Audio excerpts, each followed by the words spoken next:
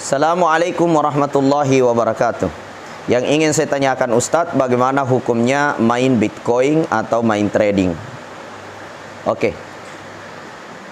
Alhamdulillah, Bitcoin, trading, saham ini adalah perbuatan atau perniagaan yang tentunya ketika kita meninjau secara syar'i, kita harus kembali kepada kaidah syara' bahwa asal segala sesuatu itu hukumnya mubah, boleh-boleh saja, kecuali ada hal-hal yang menyebabkan ia haram secara syar'i, ada dalil-dalil yang mengharamkannya.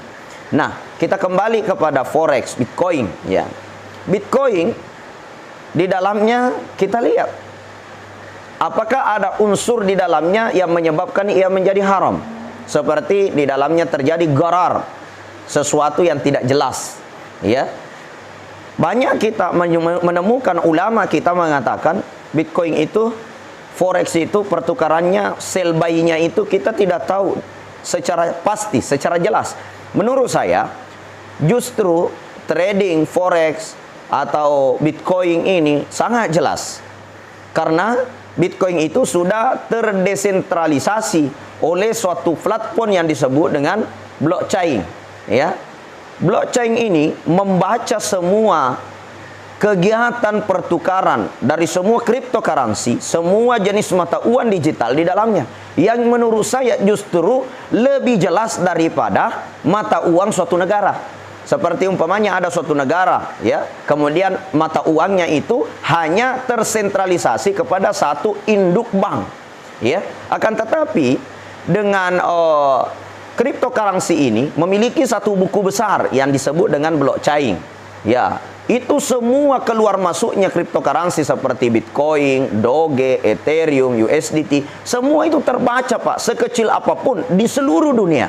Makanya bagi saya dia terdesentralisasi dan tidak bisa dihacker ya. Jadi Bitcoin itu digunakan untuk yang baik atau digunakan untuk yang tidak baik, di situ halal dan haramnya.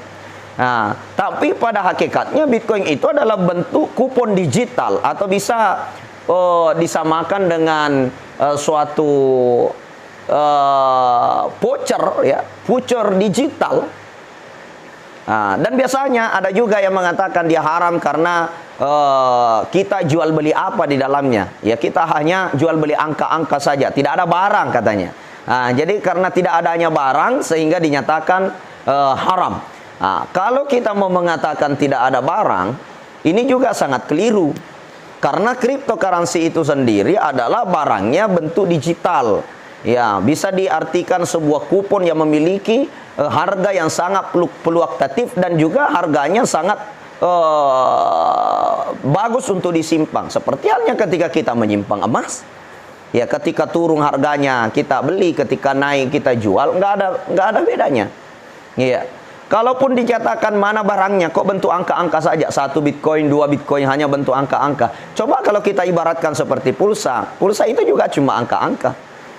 Ya, ada nggak barangnya pulsa itu? Nggak ada. Dikirim ke HP hanya 10.000, nilainya 20.000, dipakai nelpon habis. Mana barangnya? Nggak ada. Dia hanya bentuk voucher, bentuk angka-angka saja, bentuk nilai saja. Nah, maka dengan nilai hari ini, perkembangan teknologi, perkembangan zaman, yang mana semuanya serba digitalisasi, maka hakikatnya bagi saya kita harus mencari fakta dulu, di mana letak ketidakjelasannya, di mana bentuknya tidak ada barang, karena barangnya jelas, memiliki nilai yang jelas, berapa harga 1 Bitcoin, bisa naik dan bisa turun. Apa yang menyebabkan naik sesuai dengan pertukaran masuknya dan pertukaran keluarnya. Ya, jadi semua jelas, justru tidak ada yang tidak jelas di dalamnya. Kalaupun dikatakan di dalamnya adalah riba, nah persoalan ribanya itu di mana? Ya, sedangkan kita hanya membeli sebuah voucher atau kita membeli sebuah aset digital yang biasa kita sebut dengan cryptocurrency, yang ada istilah Ethereum, ada namanya e-money, ada namanya USDT, macam-macam. Ada namanya Bitcoin, ada namanya Bitcoin Gold. Ketika kita beli, kemudian kita simpan aset digital ini. Kemudian pada saat harga naik kita jual, harga turun kita beli, di mana letak haramnya dan di mana letak ribanya?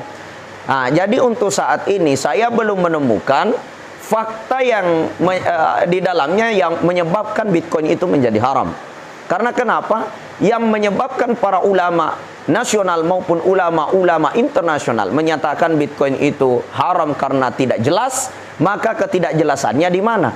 Kemudian yang kedua, yang menyatakan dia tidak ada barang, hanya bentuk angka-angka saja. Lalu bagaimana orang jual voucher listrik? Bagaimana orang yang jual voucher HP? Bagaimana dengan orang yang menjual kupon yang memiliki nilai dan harga? Seperti bank menjual sebuah kupon, kemudian dihadiahkan mobil ketika kuponnya terkumpul banyak. Padahal kupon itu bukan sebuah barang, hanya mungkin dikeringkan saja nilai-nilai kupon berbentuk angka-angka saja. Lalu begitu juga dengan aset digital ini. Itu barangnya adalah bentuk digital. Tidak ada masalah selama tidak ada pelanggar syarak di dalamnya.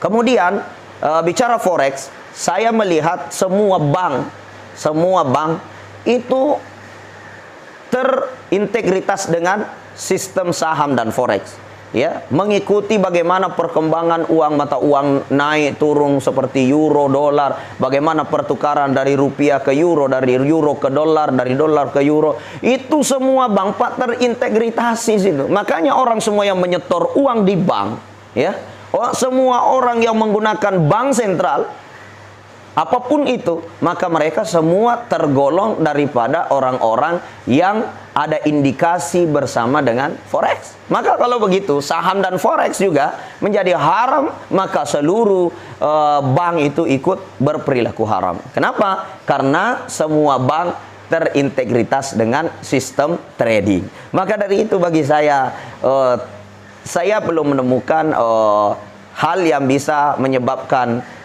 forex secara mutlak itu haram, Bitcoin secara mutlak itu haram. Akan tetapi siapa yang menggunakan forex, siapa yang menggunakan Bitcoin, siapa yang menggunakan trading itu, entah trading itu digunakan dengan trading cara syar'i, ya, dengan sistem bagi hasil mudharabah yang syar'i, atau dengan cara ribawi.